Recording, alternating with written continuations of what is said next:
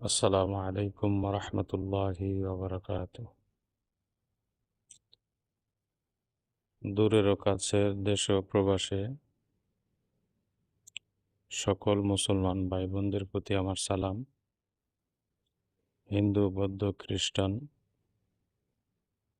জাতি উপজাতি সহ সবার প্রতি আমার আন্তরিক মোবারকবাদ।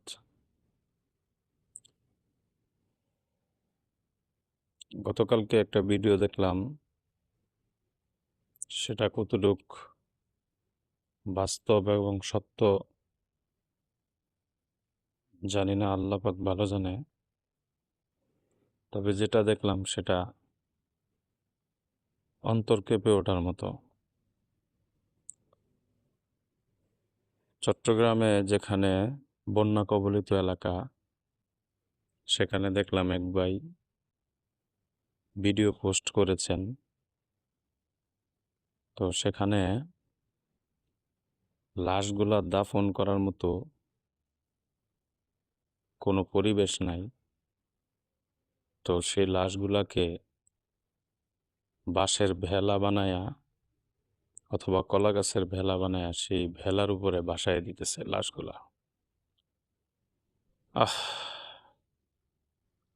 আল্লাহ তুমি বাংলাদেশের উপর খাস রহমত নাজিল করো। তো বন্ধুদের কাছে দোয়া চাই, সারা দেশবাসীর কাছে দোয়া চাই,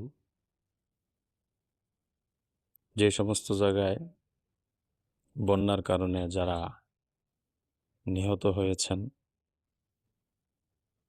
আল্লাহ তাআলা যেন তাদেরকে শাহাদাতের উচ্চ মাকাম দান করেন এবং যারা এখনো বেঁচে আছেন তাদেরকে আল্লাহ তাআলা সুস্থ স্বাভাবিক জীবন দান করুক।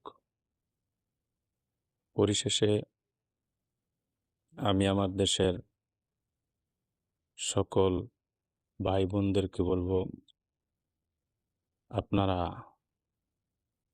তাদের জন্য সর্বোচ্চ দোয়া করবেন। দোয়া চাই সারা দেশবাসীর কাছে। যারা সেখানে ত্রাণ বিতরণ করতেছেন,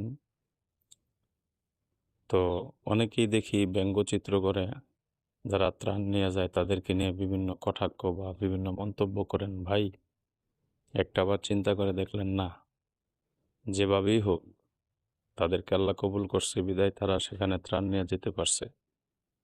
আমি আর আপনি কিন্তু যাইতে পারি নাই। অতএব যারা এই ধরনের সমালোচনা করেন